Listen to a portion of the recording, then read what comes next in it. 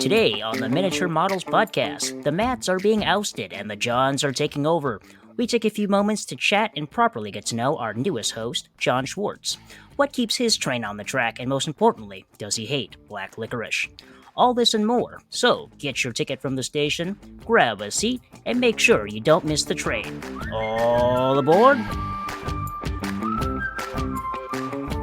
Good evening, everyone, and thanks for tuning in to episode 67 of the Miniature Models Podcast.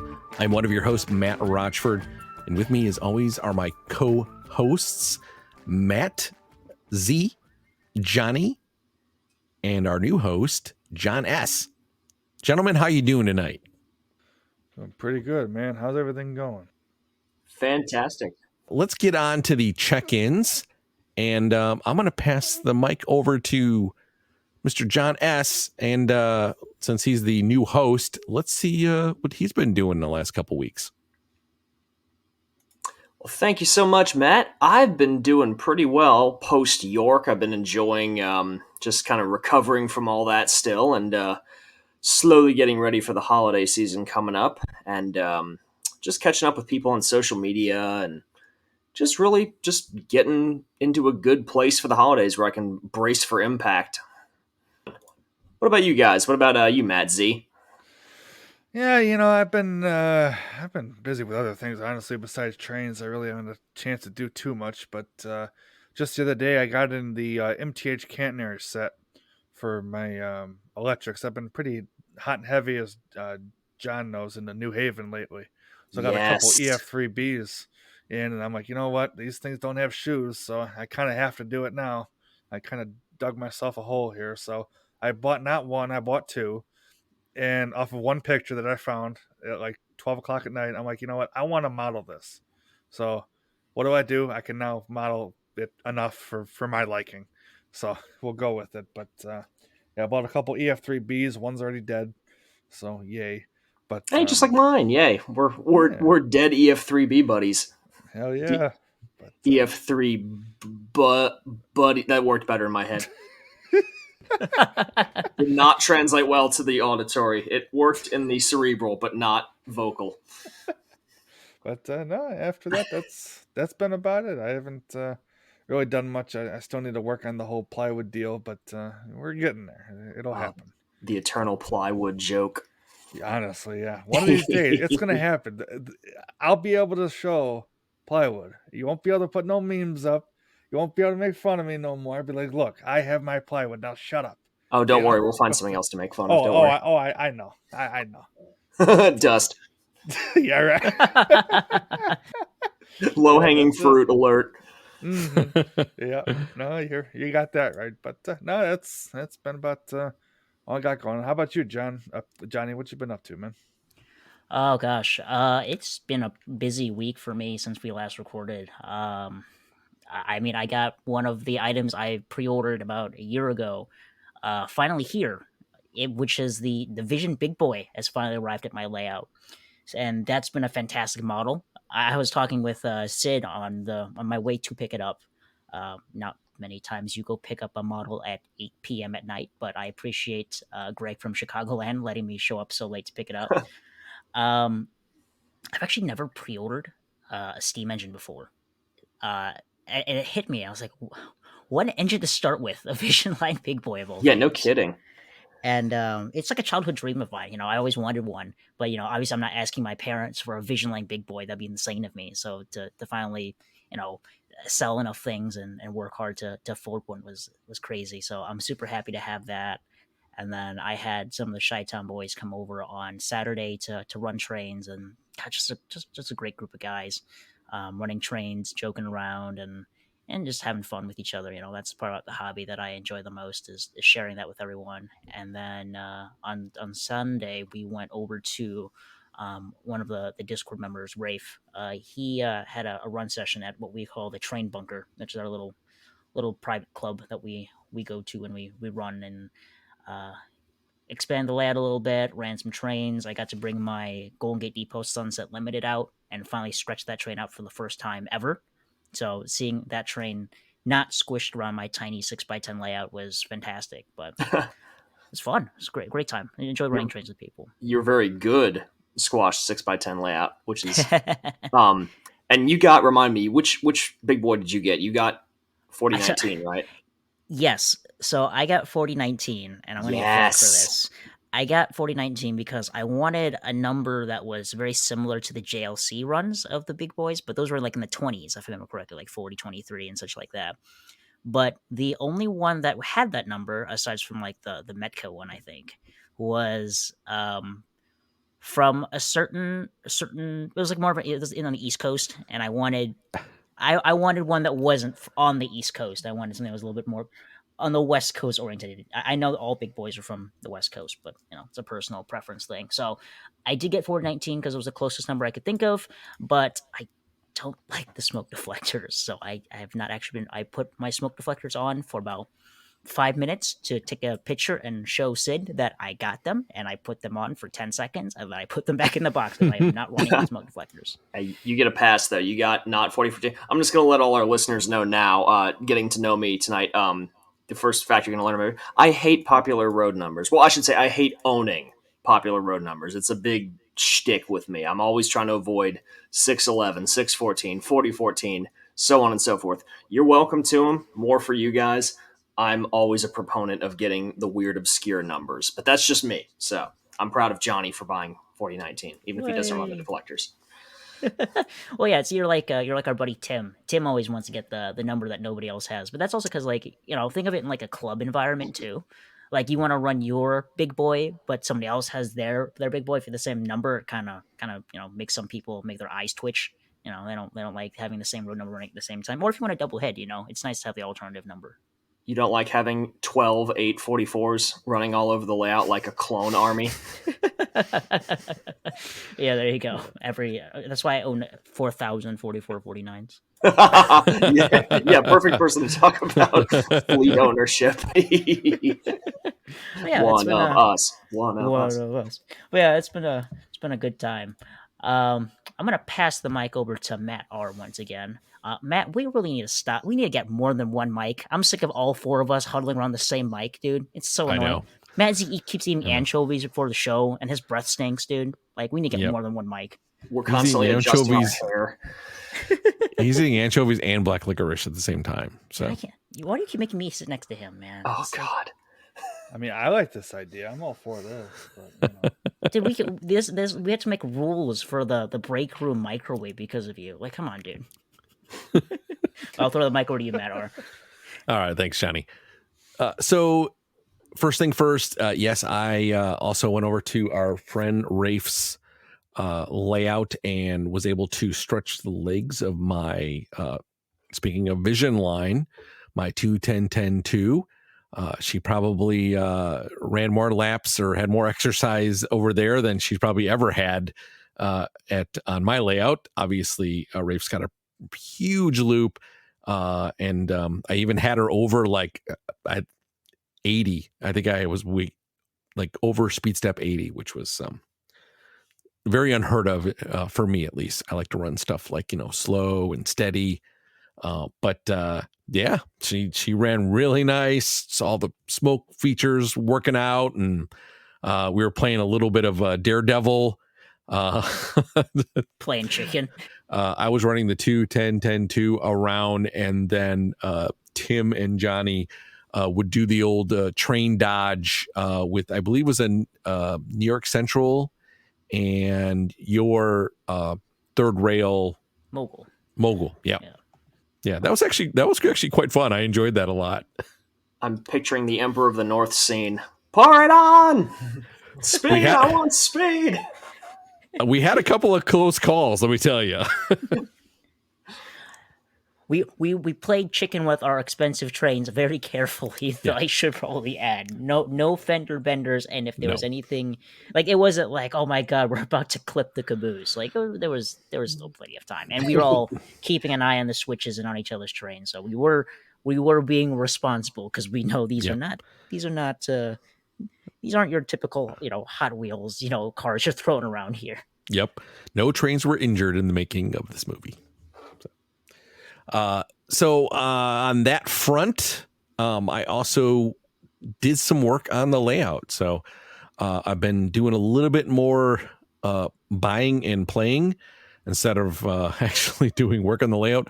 So this week I decided to put the remote down and actually start doing some ballasting on the track and stuff like that. And it's coming along very well. It's a little bit more in the experiment stage because I just want to see how everything looks. But it's turning out really nice. I'm going to continue the ballasting. I think doing the ballasting kind of helps me motivate me to keep doing kind of more work like that, landscaping work and stuff like that on the layout. So it's coming along quite well. Nice. And that wraps up kind of like for me. And then moving into general kind of miniature model podcast / Discord housekeeping items. We are bringing back the holiday photo contest. So everyone knows that should start a little bit after Thanksgiving. This show episode should be out before Thanksgiving, or it may even be out on Thanksgiving. So now you got something to listen to on your way to grandma's, or after you've had too much pecan pie and now you're driving home. So if you are listening to this on Thanksgiving, happy Thanksgiving. If you're not, then have a good Thanksgiving. And if it's after, then I hope you had a good Thanksgiving. All right, now that I've covered all those bases, back to the photo contest. So yeah, we're going to have a new, not a new, but we're going to continue it again like we did last year. We're going to have one winner this time. And we have a box of awesome O-scale goodies to give to the winner. It's going to be some really cool stuff. I'm keeping it obviously under wraps. I don't want people to know what it is. It's a Christmas present. So you don't get to see what it is until you open it up at your house. So in fact, nobody will know what it is except for the hosts. And then whoever wins, it'll be shipped to you like a present. And you open it up, and just like Santa Claus came to your house, and you get to see all these cool things in the box. So secondly, we're going to have a channel just for the photo contest.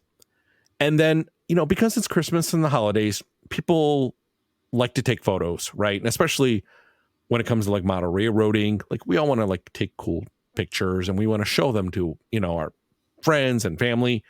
So we're going to have two channels. We're going to have one for the photo contest. So one photo per person. So you only get to submit one photo per person for the contest. And then we're going to have another photo channel for everyone just to, go Christmas ham in there with all the Christmas photos that you want to put in there and show off and stuff like that. So I think last year people were kind of like, can only do one. And this year I kind of thought, well, you know what, let's have more fun. Let's give people the chance to just post as much as they want from the holiday season and then keep one just for the contest. Here on the Miniature Models podcast, we enjoy the holiday season. We know it's special when it comes to model railroading, and we love to have fun in there. So, probably a good segue to the, to the rest of the Discord stuff that we do, obviously in there. But if you haven't joined, there's a link in the show notes, and we have an ad running around somewhere in this episode. Join the Discord and have some fun with us. You're not being forgiven for that Christmas ham pun. I thought that was good. That was like a dad joke. Oh no, it was good. I'm jealous of it. That's why you're not being forgiven. Looking to expand your collection? Check out Trainz.com. Trainz is your go-to place for new and used model railroad products. They have everything ranging from engines, rolling stock, parts, track, and scenery. If you need it, they probably have it. With new discounts being added daily, you'll be sure to find something you like. Plus, Trainz offers a newsletter which keeps you up to date on new items, discounts, and upcoming promotions. We've been using Trainz for years, and we highly recommend their stellar service. What's really cool is you can also collect points by buying Trainz and using them on future purchases. With their awesome rewards program, you can earn points on every purchase that you can use for future discounts. Dedicated modelers can also join their private car membership to get exclusive access to new listings, earn 5 points per dollar spent, and unlock great benefits like no questions asked returns. Trainz not only sells trains, but also buys them too. If you've got a large collection or are interested in downsizing and making some cash, you can head on over to sellmytrains.com. It doesn't get easier than that. You can find them using our affiliate link, www.trainz.com/MMOP, or if you want to use our one-time promo code MMOP, you can get $10 off a single purchase on the Trainz.com website. So check out Trainz.com and start expanding your collection today. Okay, well, let's get to the main event for tonight, and that is talking with our new host, Mr. John Schwartz, aka RetroMikado. We're going to see what makes him tick, ask him all these really personal questions, make him feel bad. No, just kidding. We just want to get to know him, and we want our listeners to get to know him as well. He's a host. He's going to be, you're going to be hearing him for quite a bit. So you probably want to know more about this gentleman. And I can tell you he's a really good guy, and we love that he's joined the podcast team here.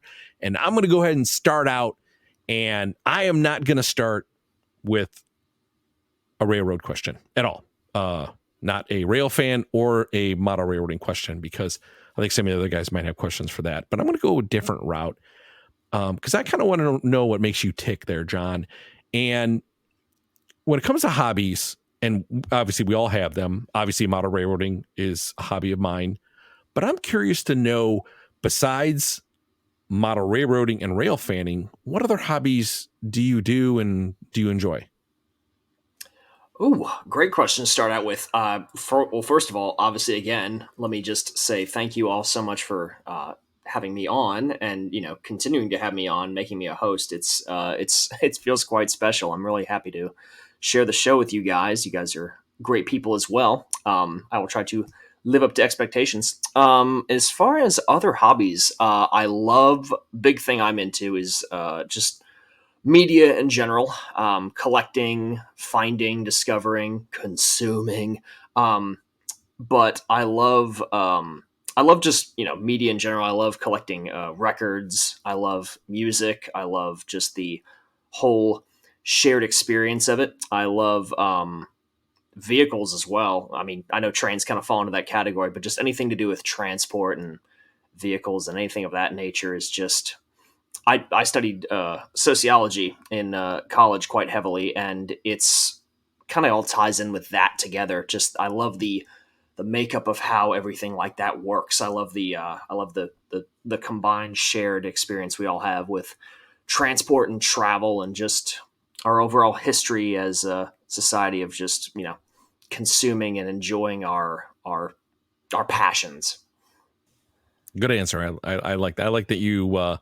You're a man of traveling and just transportation goes. I'm a huge nut in transportation too. Oh yeah, I got called an old soul by many people as a child. Oh, you're an old soul. You like the phonographs. Yes, Professor. I like the phonographs. No, that's always kind of been my shtick. But, I also enjoy, I enjoy the fruits of the modern age as well. When I have time, I enjoy video games and role-playing games like that. And just being a big old dork and nerd. That's my shtick. Have you ever been to the National Museum of Transportation in St. Louis? No, and I'm mad that I missed it when I was in St. Louis. I need to go there. So John, I'm just gonna hop on in here. So you have an interest in transportation and history, and usually, at least in our group of folks that we chat with, anybody who has a railroad question about something, if something's prototypical or what ran on what railroad, or I know Sid and I are very guilty of asking you this a lot. What whistle something had? You were like, aside from our buddy Tim, you were like the go-to for research and finding out what voice a steam locomotive had, like that, which you would think would be really easy, but we see all these models and it's hard to find out what voice that engine actually had. So what about that? Like, interests you, and what about that makes you like, oh, I gotta find out? Ooh, oh man, that's a great question. Okay, first of all, I love how you're setting me up to be the to be the knowledge expert when I never claim to be the not. I'm just good at finding things. I got this from my mom. She has always been she's always been called a detective. And I I love doing it as well. I love sleuthery and just kind of finding the answers to questions, seeing how easily I can do it, and I'm just because of who I am a wealth of useless factoids that, apart outside of our little microcosm of traindom, are completely useless to anybody else. I can remember the names of characters in shows that I watched 10 years ago, but I can't remember the name of someone I met yesterday, um, such as my curse. As far as why I like, boy, that's a good question. I would say because, well, again, it kind of ties into not just the I enjoy train. I like the immersion that goes with what we do. I like the recreation of not just the trains, but I like the recreation of the old world, of a world in miniature, and I like to be able to represent things as nice as possible. I'm not a stickler for prototypicality. I'm not a rivet counter per se, but I like I like seeing how close I can get something to being something that's evocative of what the real world saw and heard. And I think with the whistles especially, it's the musical aspect of it. I like what made these people choose these voices for these locomotives. I like finding out who preserved it back then and how they knew what's still surviving today and how it can be implemented into our models. And just, for the sake of knowing, I just like finding it out and just, it's like, hey, one more thing we can check off. Because a lot of the information, what's so cool is a lot of the information is out there. You just don't know where it is. Like, it's buried somewhere out there, whether it's in a book, whether it's in, a film, whether it's just on the internet somewhere deep, deep, deep in someone's ancient website from 2003 that has flashing neon colors on the text that give you seizures as you're reading it. So that's you all know the websites I'm talking about. You've been there before. And then the soundbite that explodes out of your speakers at 3 a.m. and wakes your house up of a train whistle or just something. You just described my personal website. Thanks, John. Oh God, that's where I knew it from. Oh, we need to have a talk. But no, it's that immersion factor. I like the detective aspect of it. I like helping people too. That's the other thing. When people are coming to me, it's like, oh, that's really cool. I can, if I don't know the question, which I would say 75-80% of the time, I don't know the answer right off the top of my head. And even if I do know the answer, I probably have to go look it up in my notes somewhere. But I just like collecting. I'm a collector at heart of anything, and I just like collecting information. And it just, again, it helps with that immersion factor. And I'm sure the music is a part of that as well. The musical influence and the nature of the notes. Like I literally have written down somewhere the actual musical notes that a New York Central Nathan Six chime sounded. That level of nerdery, that's next level. That's something else entirely. I couldn't tell them off the top of my head, but they are written down somewhere. So yeah, I think that answers that question. That was a good question. Thank you. And that I appreciate that you have a pursuit for realism, not for the point of like where everything has to be prototypical, but as a person who also pursues realism and modeling things as you would see them of times gone past. I appreciate it a lot. And one of the things, I had this discussion with one of our buddies on one of the Discords recently, which is something that we don't really think about. It was Burnsy. I was talking with Burns the other night.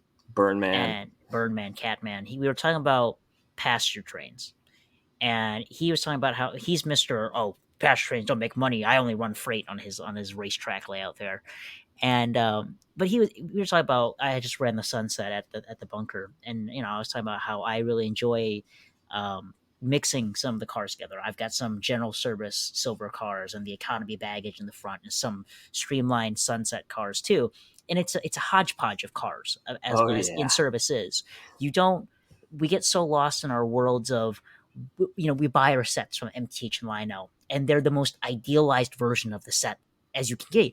It's passenger train day one of revenue service. It's not the passenger train year 5 or 6 into service where they kind of stopped caring and threw whatever into a consist, which kind of brings me to this next point. Finding the oddities of railroading, the weird consist, or in your case, the weird short consist you really like so much. What about that draws you to it? I am What's your dream set? I just like triggering people who like the photogenic promotional newsreel photo, the mohawk with the all pacemaker clean consist. Not that that's bad. I just like seeing how ridiculous certain railroads got at a certain point. Like Penn Central, 1 E8 and a coach. There's your set.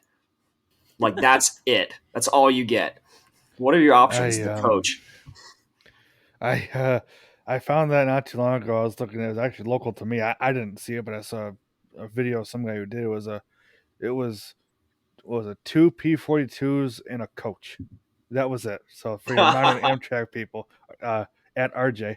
I know, I was gonna say RJ's triggered right now. Yeah, I guess they still have it in the 2023, I guess. But I just thought that was kind of cool.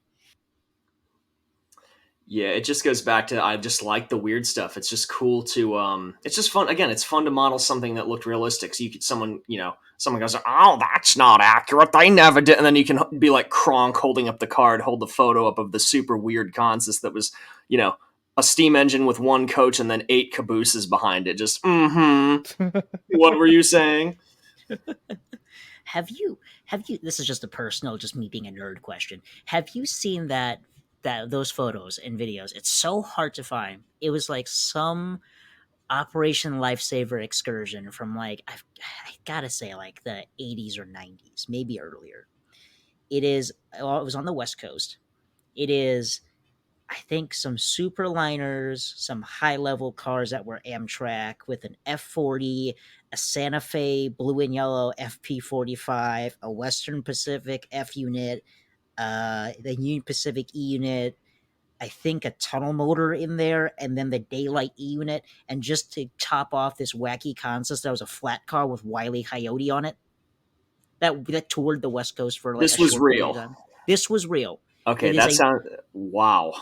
It is quite literally a flat car with a giant cartoon strip of Wile E. Coyote for Operation Lifesaver on the back of the train. It is ridiculous. Okay, that's excessive even for me. You know what that sounds like? You know what popped into my head? I immediately was taken back to 2008. That sounds like a consist that where people would put, like in Trainz or Microsoft Trainz, where they'd put like 8 engines in a row and turn them up to full power and run them into run them off the end of the track. Any person who grew up with YouTube and Trainz around like that time period, you I don't care who you were, you watched a gazillion MSTS crash videos. Oh yeah, the title was all in lowercase. 009 sound system was the soundtrack of every video. I'm showing my age here big time, but oh yeah. I was there at the beginning. Don't quote the sacred magic to me. I was there when it was written. So no, I need photos of that, Johnny. That sounds ridiculous. Yeah, I'll have to find that. But what is your dream silly short consist that you've seen that you want to see made? Ooh, that I want to see made like as a set. Yeah, if Ryan was to ask you, John, I want to make a silly set, and I want you to choose what it is. Silly or silly or realistic wacky? Like realistic, like this train was so is like what the what was the one that the Santa Fe one, which is like the war bonnet, like a bunch of the Super C. Yeah, the Super C freight, a single F unit with like 2 or 3 piggybacks and a single. It's literally a Bachmann train set. Like it's literally a Bachmann starter set. Along those lines, where it was you can't believe it's real, but it's real. Oh man, like it would probably be something like that, or it would just be the most. honestly, if I was in charge of Lionel's marketing, I always joke about this. You would be getting nothing but train number 527s, like these nameless nothing baggage car and 2 coaches with a steam engine or a diesel and like, a single box car. That's all you'd be getting from me. Or just light engines. A whole set of just a light engine move. That's all you get. It's a set. You pay set prices, but it's just a light engine move. I think that would be the ultimate me set. Is just a light engine move as a set. You would for $2,000. You would do just the aero. You would do the aero train, but just the engine. Yes, right? just the Aerotrain locomotive running by itself. Two Rock Island Aero Trains. Well, have you seen the AA set? It's like it's 2 rocket train like head end units, but back to back, just parked in the yard somewhere. Like an AA set. It's ridiculous. I've seen stuff like that in over in England. That they have the HSTs. I've seen them just back to back. It's so weird looking. It looks like some sort of weird bug, or so, I don't know how to describe it. It's a trapezoid. It's what it's Exactly. It's some shapes on wheels. Well, you got to do like what they do when they ran the 2 high speed sets together in the TGVs, where they ran them back to back. Oh, that always looks weird to me. Do you guys get like kind of triggered when high speed sets are coupled nose to nose? It just looks so weird. But it's accurate. The only good accurate things are the things I deem acceptable. No, yeah, I think back to your question, John. I think that would something akin to the Super C would be a fun set to have, just something wacky like that, or anything with a mixed train. Anything like that would be fun. I just thought of something else. Anytime I like when popular things like 611 are completely like mundane and humdrum, like a weathered this is kind of into Warhorse territory, but like a scale weathered like streamliner set, something like that, like at the worst point in the railroad's passenger history, the streamliners being used for like freight or just some nothing passenger train, like a yellow belly with like 4 coaches or something like that. Like that would be really cool to see. I can hear DJ thinking of it right now. Oh yeah, and Isaac too. Oh yeah, and Sid for that matter. And Sid, yeah. That's all right up there. I'm gonna tick every friend's box this this podcast. Mm-hmm. Yeah. Oh well, here I'll tick Matt's. So we're talking about music, and you and I we talk music all the time. You a Springsteen fan? Of course, absolutely. All right. Every era. We got of another Springsteen, one. too. Okay, you hear that, Matt? We got 2. That's all you'll ever get. I love how incomprehensible he is. That's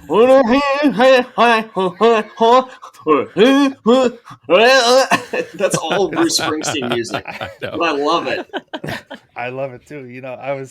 I joke with one of my managers at work, and we say we could never understand what Eddie Vedder's singing. That's I was just about to say that. Like Eddie Vedder is be there,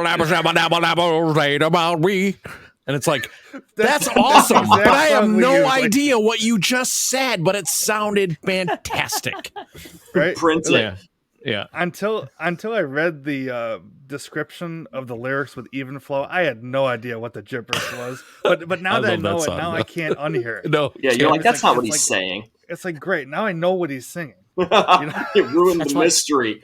Honestly, that's why it's the perfect karaoke song. You can sing it terribly. No one will judge you because no one knows the lyrics. You're like, those are the words? Oh, I didn't know that. Okay. It's like singing what's the Bon Jovi song? Living on a Prayer when you're drunk. Na na Nina work on a docks. Na na Nina strike. It's just I'm glad all these artists we're quoting, we're not actually saying the lyrics. Although we no, exactly. Exactly. This is the royalty-free version. This is now a music podcast, folks. Yeah, right. But I did have I did have one of the questions I've been meaning to ask you, and I don't think I've asked you this before. Ooh. About your collection. I know how you said that you went to went from kind of like the traditional side of the hobby to the scale detailed side of the hobby. Now you're kind of going Yes. back to traditional. What started the transition from one to the other back to traditional again? Well, I wouldn't say, okay, for starters, I shouldn't say I'm going back to traditional. I am adding traditional back. I'm adding a traditional focus on again. It's like the DLC. I'm still Okay, doing My scale bad. as my main thing. You're I was appending hard. that. Yeah. I was, I was hardcore traditional for a long time.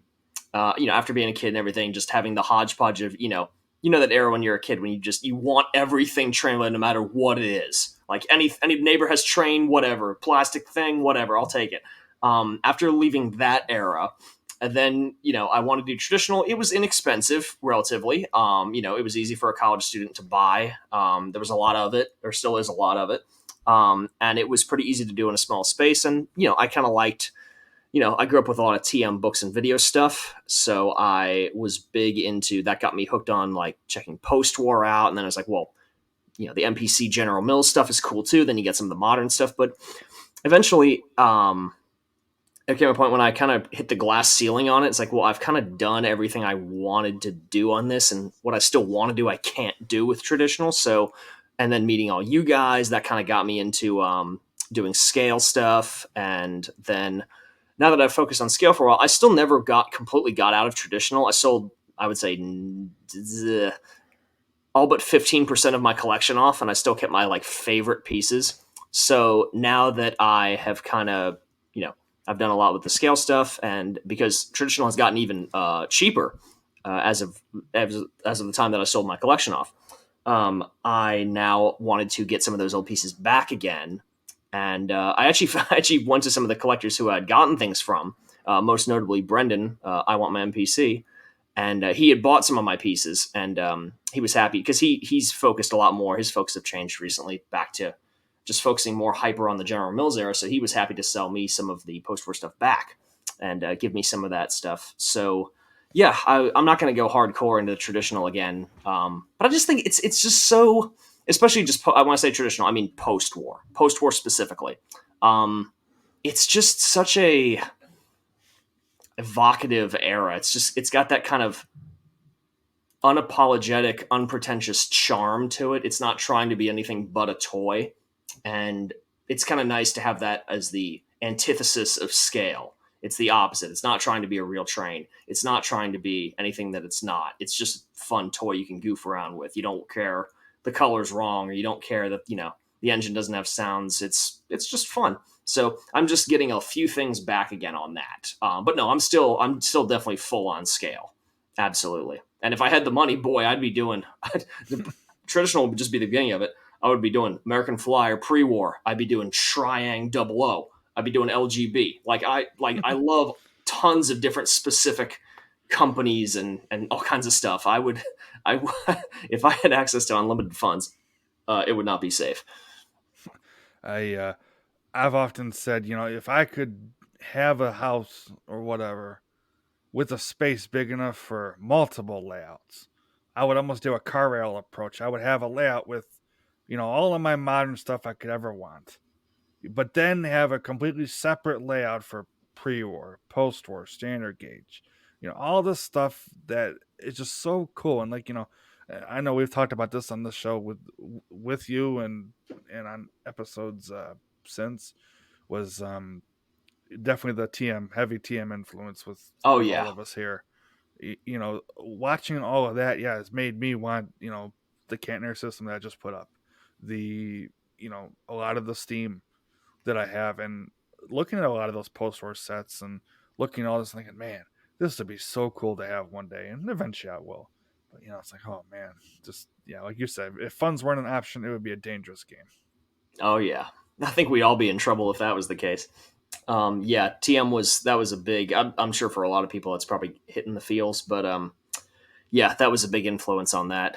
And but yeah, you all have been too. Y'all have been very influential. Our friend Steve is a great example. Steve has two layout. Like he's the way I want to do it. He's got a scale layout and a post-war layout right next to each other. Like that's the way to do it. I love Steve's layout because because for those who aren't familiar, Steve K, a guest of the show and a close friend of the podcast, he has his O-scale modern layout, which is his main layout. And then behind you, you have a post-war / standard gauge layout behind that in the corner. But also Steve's just basement man cave is full of a bunch of other things to play with, like slot machines and other things like that, and a jukebox. Like, it's so fun to have people over at a place like Steve's and run trains where you have half the guys who are running their scale stuff, and comparing, this model's cool or this model's cool, or saying, oh, I like this, the accuracy of this, or oh, why can't this manufacturer do this thing like this? And then you have the other group of people who are trying to play chicken on the crossover on the post-war layout and just running trains and having fun. Just the duality is so much fun, and just being an omnivore of all terrains is great. An omnivore. Oh, that's a great expression. Yeah, running, sending Jason's little M&M's truck flying around the curves at scale Mach 2. He was playing chicken with the F units. Switching. Remember switching with it? That was the best. Helper service. I was trying to, that little Menards RC truck, trying to shove a caboose around the layout. And then was it Burnsy's, what was he running that day? It's like some Pensy engine. What? Burnsy? No. Pensy?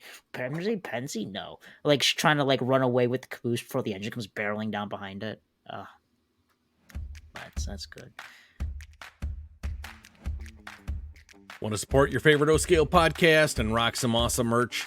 Well, now you can. We've teamed up with Redbubble.com and have come up with a great selection of gear that you can get right now. They have everything from shirts, hoodies, stickers, mugs, bags, you name it. Heck, you can even get a wall clock with us on it. All this great stuff and more at Redbubble.com. Links are down in the show notes, so grab yourself some gear and rock some awesome podcast merch.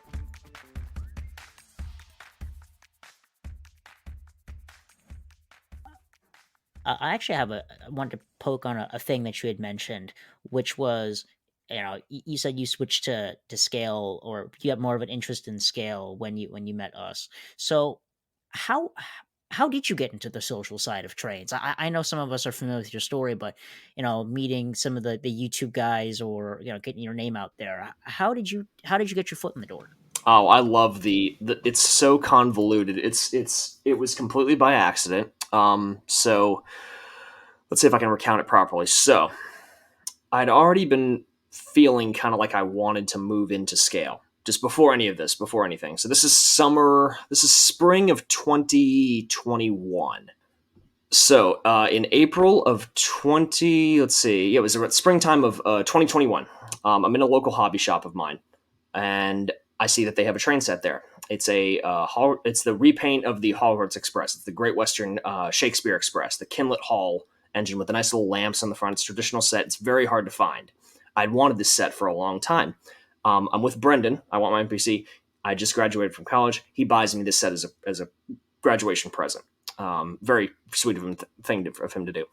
Unbeknownst to me, a very popular YouTuber had also seen that this set was available from this store and had plans on buying it. But I got to it first, and I didn't know this. So I posted it on a group. Hey, I got this set. It was really cool. It was just a Facebook group, just one of the public groups anybody can join. And he reaches out to me and says, hey, that set, where'd you get that? That looks like a set I was looking at. I was like, oh, I got it from blah, blah, blah, blah, this place. And he's like, well, that's crazy, because I was looking at that same set. It was Chris RBP.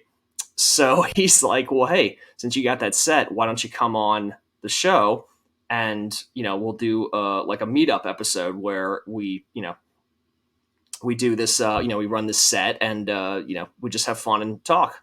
So we did, and we did an episode together. That was the first episode of RBP and Friends, which you can go watch on YouTube. So that was really the way I kind of got my name kind of got out there, that I was just, and again, it was completely by accident. I wasn't trying to do any of this. So we do the video, and I had gotten to know some more people. I made an Instagram account around the same time for my traditional scale stuff. And, it got some traction, maybe 100 followers or so. And then I transitioned over to, as soon as I met Chris and I was talking with him and saw his layout, it really cemented that I wanted to do scale. So I made the decision. I was like, all right, I'm going to go and be a scale guy. I'm going to go into scale. I'm going to sell off a lot of my collection. And then I'm going to do scale now. And then once I made that decision, things happened pretty quickly over the course of that summer. I kind of switched focus. I rebranded the Instagram account, RetroMikado96. That's my Instagram account. If you want to go follow me, I'll plug it again at the end. So I rebranded that, and then I just slowly started meeting people. I met, I already knew Blake, my buddy Blake, who's a friend of us here on Discord and everybody. I met him. I'd known him for a while. We were working on concurrent anime projects for our Trainz, so we were already kind of knew each other, but just kind of slowly trickled in. I met Sid, who lives right near me. I met you, Johnny. I met Maddie C. I met everybody, just and slowly just got to know everybody until eventually you guys brought me into the Discord. I got to talk with you all, and over the next 2 years, got to know you guys and slowly meet up with everybody, and it's been onward and upward since. So yeah, it was all completely by accident, just random chance. It's insane to see how, and all the guys can chime in on this too. Obviously, it's insane to see how much you can grow in this hobby socially. In terms of, you can be a person who knows nobody and you're running trains by yourself, to all it takes is just, it can be by random chance of someone reaches out to you, or you join a Facebook group or a Discord group, or you go online and what have you, and you meet friends and you grow that bond, and you realize how important the social side of this hobby is. You building this collection, you're building your layout, and you want to share that with somebody. It's kind of, it's such a shame that some people build such beautiful layouts, but nobody aside from maybe like close family or their spouse will ever see it.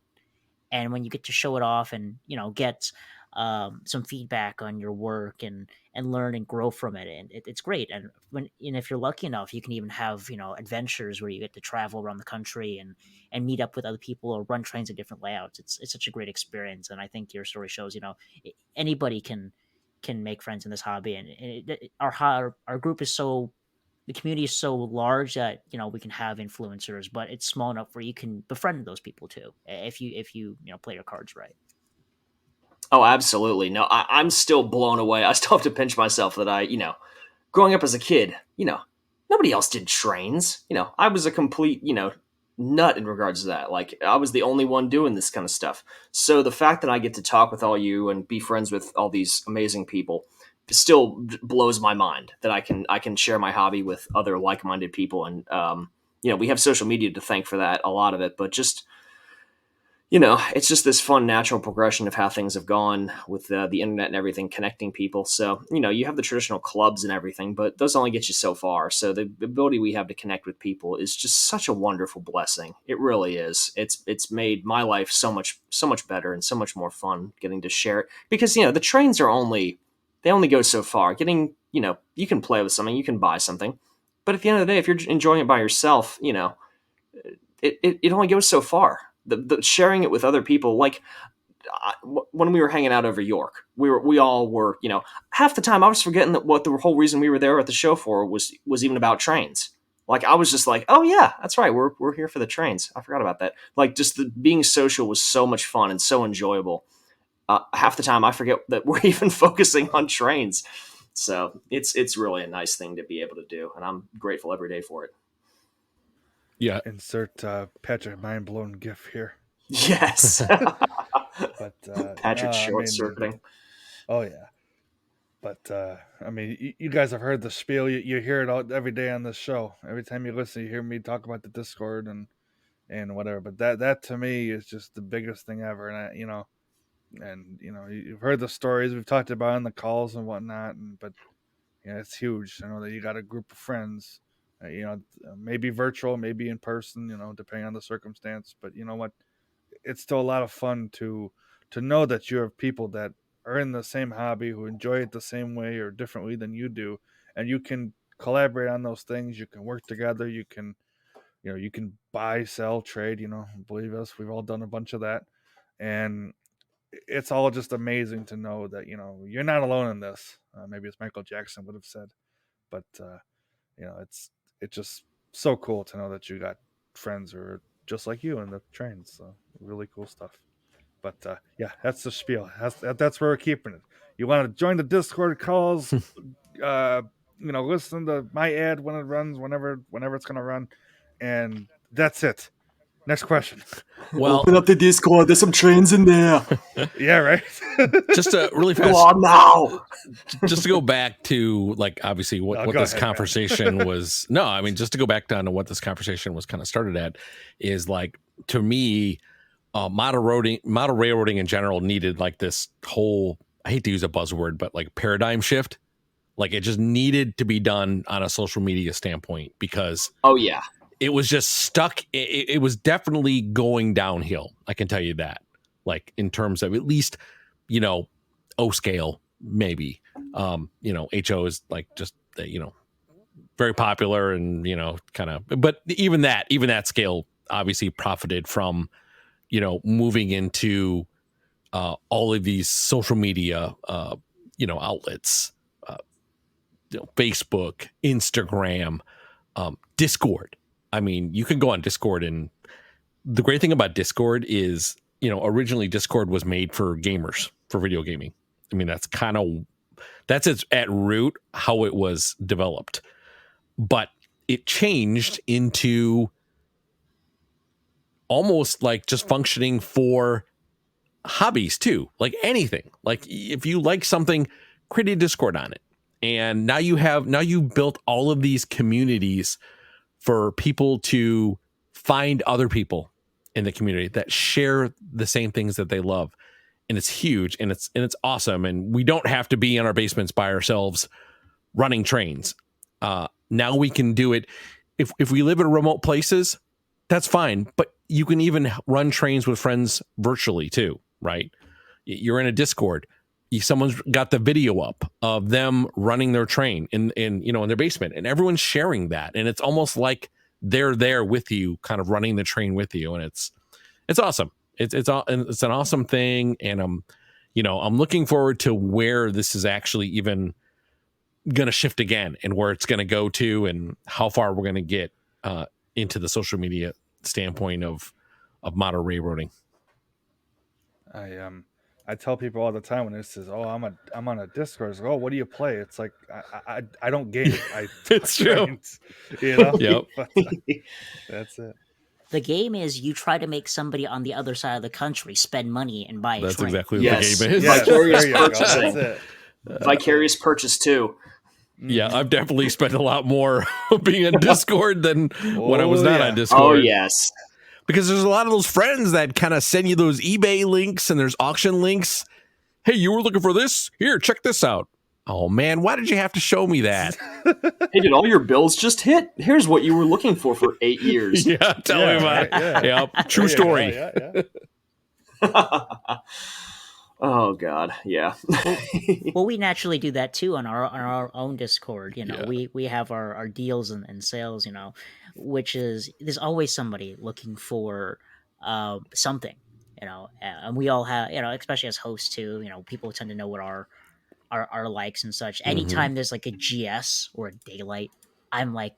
I get 8 pings at one time. Oh yeah, Johnny. Look at you see it, Johnny. See the GS, Johnny. Look at the SP, Johnny. Did you hear that MT just doing a GS? Yes, I heard. Did you hear they're doing? Yes, I heard. But did you hear about this one? Yes. Did you hear they're doing SP buy levels? Beth, I had 4. I had a text message from Lou. I had 4 pings from you guys. I had RJ pinging me. Like I had pings too. Everyone let me know. I had a ping saying buy these or else. Buy these Well, or no, else. Now we're threatening each other? Yeah. Well, my ping was Matt. You buy this or you're a coward. That was my ping. That was.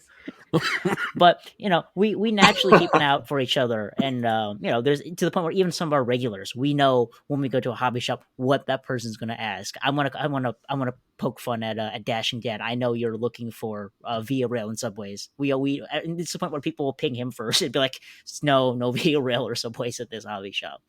But it's cool to have other people to share the hobby with and to help keep an eye out, because trains are are being sold everywhere, and it's helpful to have a community to let you know when your holy grail is out there. Oh yes. RJ and I are single-handedly, I think, creating the Washington and Old Dominion O-Gauge community. I think it's literally two people. It's me and him. So we all just foam on our own stuff. And it's, you know what else is, what's cool about that, Johnny? You brought up a great point. It's fun to see other people get excited about their railroad, because we all have our railroads we love. And, it's impossible to like every single thing, but it's so great to get that vicarious. Obviously, we joke about, vicarious purchase. Lol, I made you spend $8,000. Get wrecked. But no, it's great just to be able to like find a really cool photo of something that someone's been looking for. Again, that goes into that detective work I love doing, finding stuff. It's so great to be like, being this is, oh my god, this could be such an obscure SpongeBob reference, but the park ranger holding out the magic conch shell and going cross-eyed. He's like, "You mean like this?" Just the obscure thing you were looking for in your hand. A club member. Being able to share that with everybody and seeing people get excited about, bro, it's the thing that you were looking for. It's so much fun. It's so much fun to be able to share that, and you learn so much too from other people about that. Oh, it's the great, like, I'm just hearing Jason now. Oh, it's the Great Northern EF 5678125B dash. Oh, the electrics, dear. Oh, they're so cool. Well, speaking of actually looking for something that maybe someone else has like showcased, the one video that I really enjoyed, and I think you did this with RBP, is the one where you had your Yellow Belly Hudson, the CNO Hudson. Oh, that's going back to that video again. That was actually Brendan's. Oh, that was right. That was Brendan's. I'm sorry. Yes, because no, you're fine, because we each brought something, because he obviously, it was the two of us together, so we both brought a train. Chris didn't have his Yellow Belly yet. Okay, and he wanted one, so he wanted to see one on his layout. So Brendan brought his set. I love that engine. I really do. I do too. I'm, everyone knows I'm not a huge, I'm not really an East Coast person. There are specific steam engines that I really like, and the two that I can tell you right now are definitely the triplex, and then this, the CNO Yellow Belly Hudson is just awesome, and I would love to have this in HO for sure. And I know Broadway Limited did it. So yes, if you ever see one, let me know. I will keep my eyes peeled for you, sir. Yeah, dude. No, seriously, I'm so glad you said that. And you got to go see the Yellow Belly. I did, and that even sparked just last year. Yeah, and that even sparked it more. And I definitely would have bought one in O scale if I had, if I had found the one that I've been looking for. But that's okay. I can get it in a little smaller version, no problem. Yeah, I remember. I'm sorry, Johnny. Go ahead. No, I was going to say, mention of Yellow Belly, and I immediately think of Isaac and Sid going back and forth for literally like half an hour or more about the different shades of yellow and what manufacturer did what right, and how they desperately wish there was one with roller bearing rods. But no, we did get a chance to see it at the B&O Museum, and I'm hoping in a future trip out there for a future York that we can go there with you, because we didn't really get a chance to properly tour it, but I remember seeing that engine for the first time with Matt. Matt and I aren't big East Coast guys. We're very diehard West Coast, and he's a very West Coast, Midwest person when it comes to railroads. And, we were like, all right, cool, there's these engines there.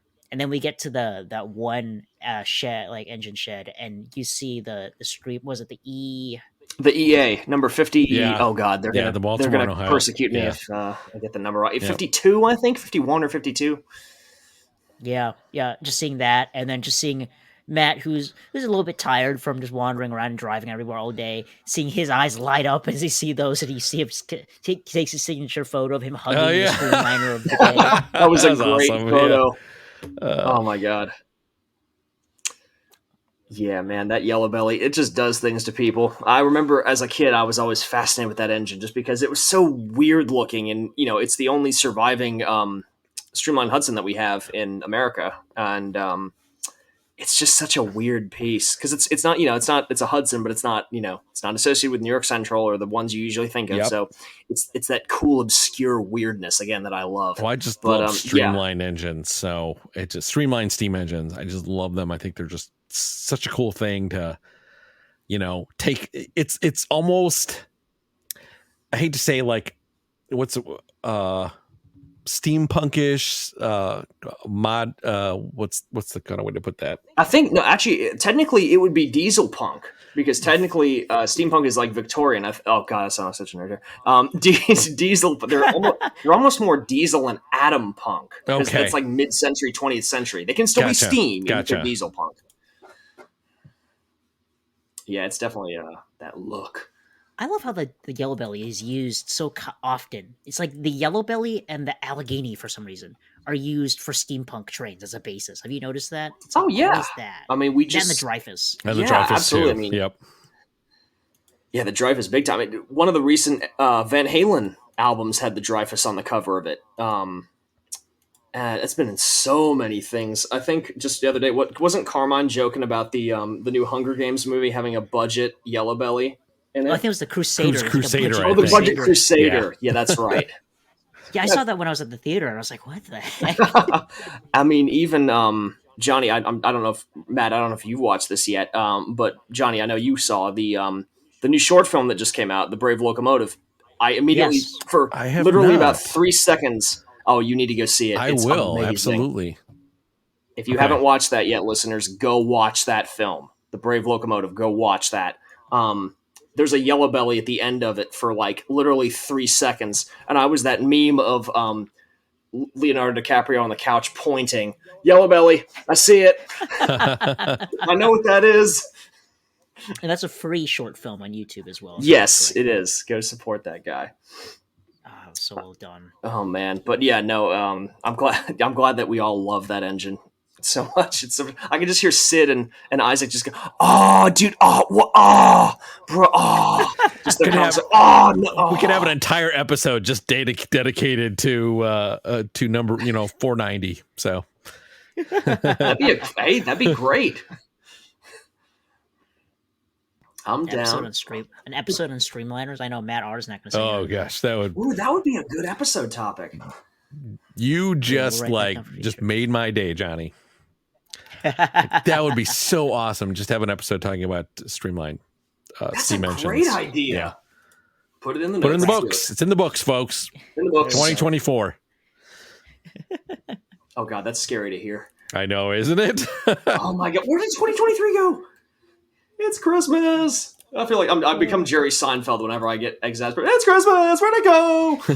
Hey, Jerry, it's Christmas. Oh, it's good, Jerry. It's real good for the holiday season, Jerry. You got to get in the spirit, Jerry. Talking about real trains for a second here. One of the things that I enjoy that you've been slowly dragging me into the rabbit hole of is, you're kind of an omnivore for trains as well, but your interests don't stop at the just trains local to your area. It's not even local to your state. You have an interest in trains internationally. Like, you've been trying to get me into Japanese railroading, but you also have an interest in like British railroading as well. What about that piques your interest, and if anything, which country do you really like learning about in terms of their railroading? Oh man, you guys are asking you guys came up with great questions for this. That's a great question. Well, the reason I just like trains. I just like them for the reason I don't get hung up on like one specific engine or railroad is because I just like them. They're an interesting social structure.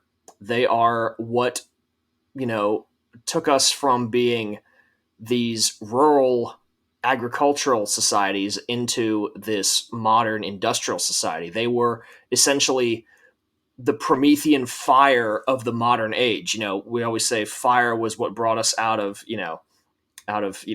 brought us into civilization. Then we had running water, and then we had medicine, and then so on and so forth. And then trains were like that final leap and hurdle that brought us out of agriculture into industrialization. And look at any country on earth.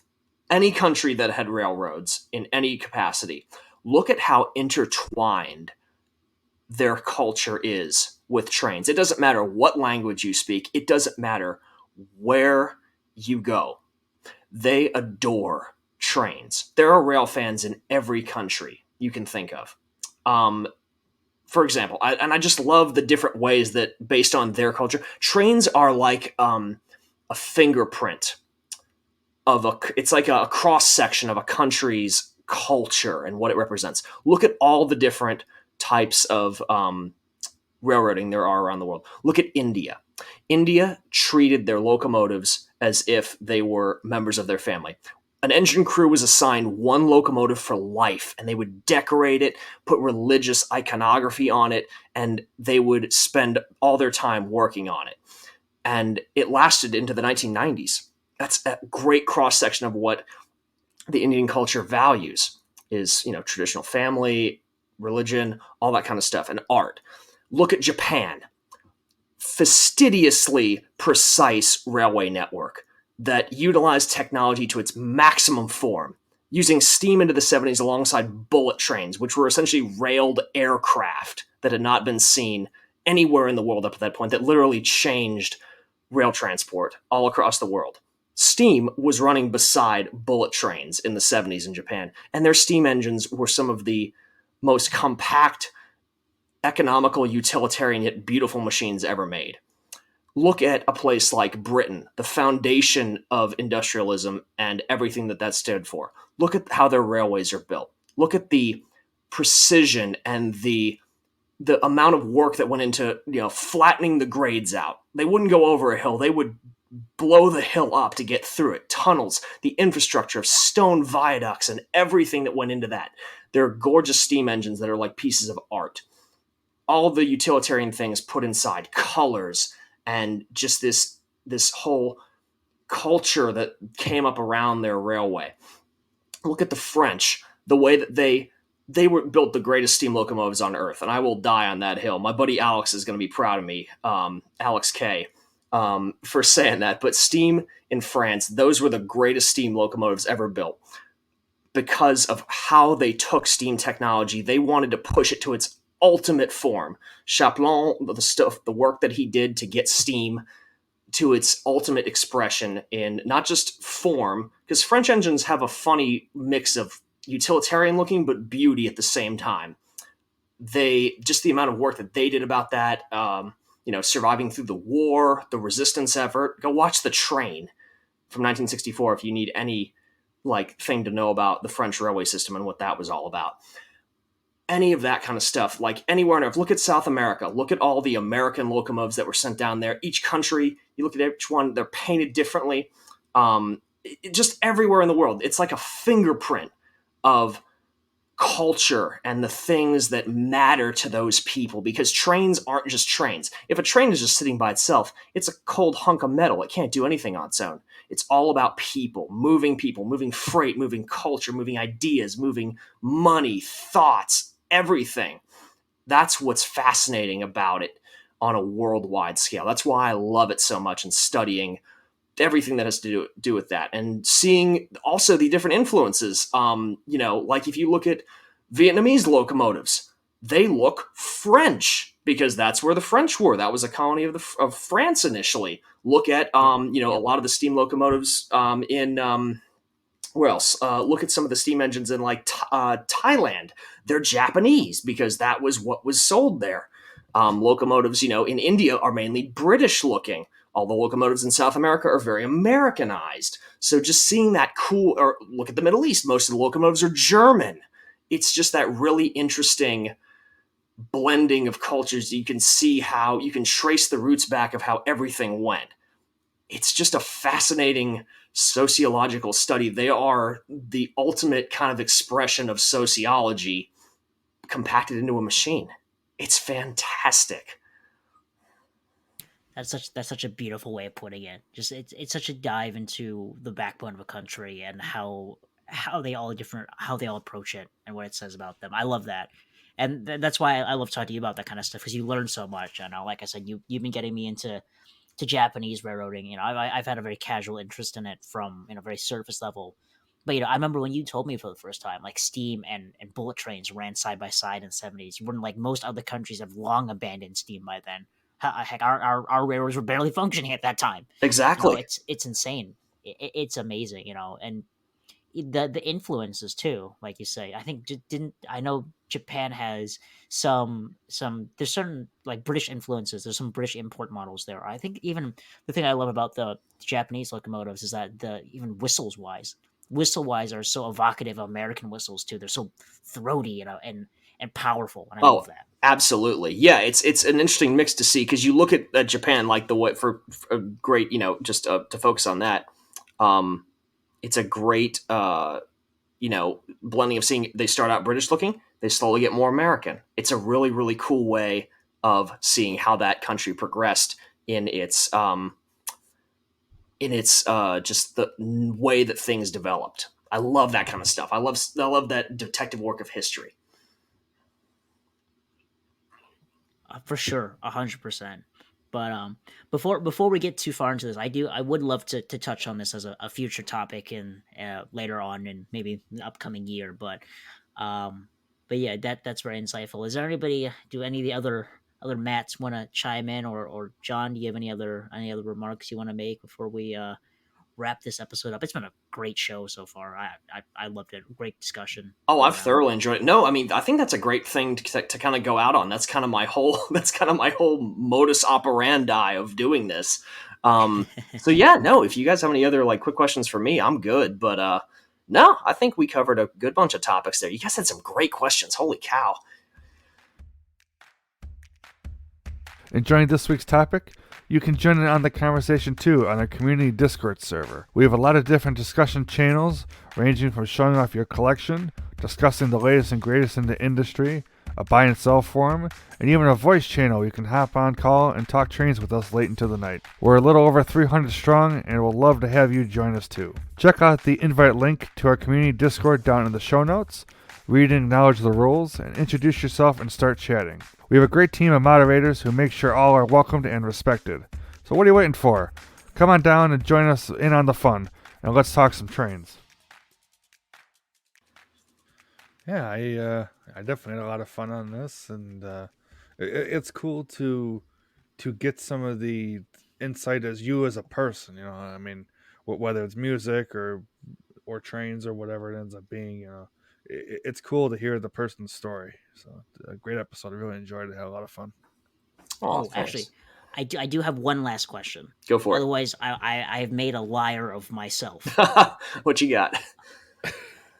What are your thoughts on black licorice? I already knew what the question was going to be. Oh God, we have to. That's our punctuation mark for the show. That's it. I'm happy that Matt Z enjoys it. He can keep it with him, far away from me, and he's. I'm going to judge him for enjoying it. He's welcome to it, but he owes me. If he's going to enjoy it, he owes me the judgment. Like he owes me getting to judge him.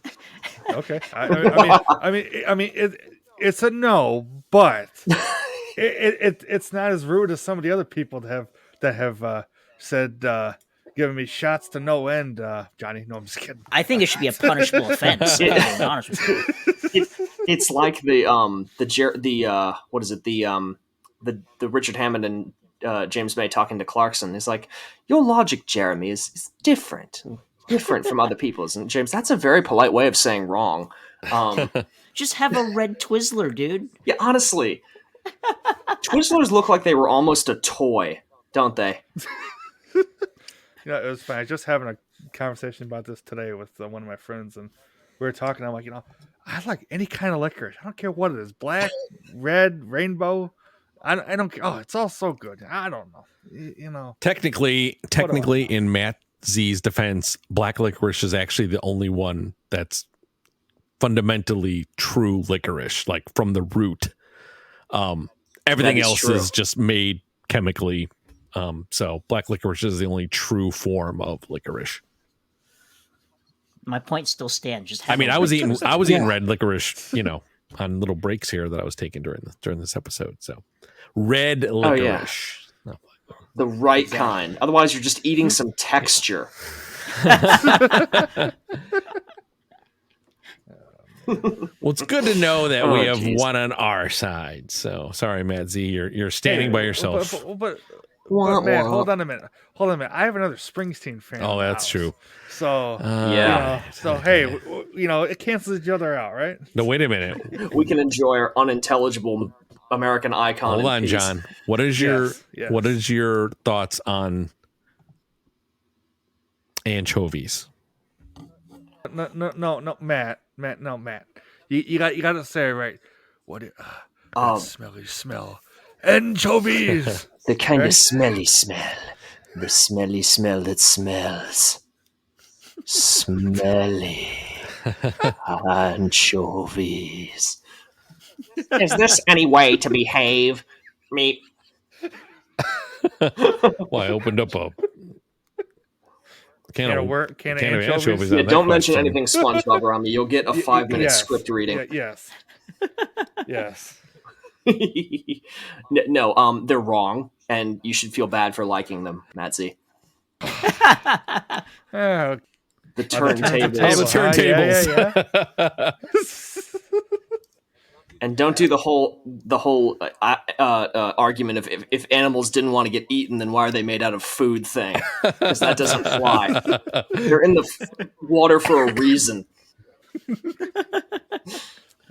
Said you wrong. So nasty. Why are you so nasty? Well, on that note, Matt R, take us home. So man. again, John, we've said this obviously in the last podcast, but welcome aboard. We're happy to have you, especially on some of the unique insight that you have when it comes to both model railroading and rail fanning that we didn't, have on this podcast. So welcome aboard for all of the unique and interesting things that you bring. Super happy to have you on, man. Thank you Super so much, happy, so guys. I excited. love y'all so much. Not to Same get too goes to sappy, you, dude. but no, it's so I'm just thrilled to bits. Yeah, always a fun time. Now let me. I don't know how well I'm going to do with this, but I'm going to try. Okay. Let's see. Welcome aboard the Miniature Models Podcast, the best podcast. Oh man, I'm trying to do the George Washington thing. Oh, I you're don't know trying where to you're do going the with this. welcome aboard. What the station sounds thing? Yeah, when you first depart the George Washington, the finest air-conditioned train, right? Well, you got to do the southern accent. Welcome aboard the George Washington, the finest air-conditioned train in the the dining car. I don't have that.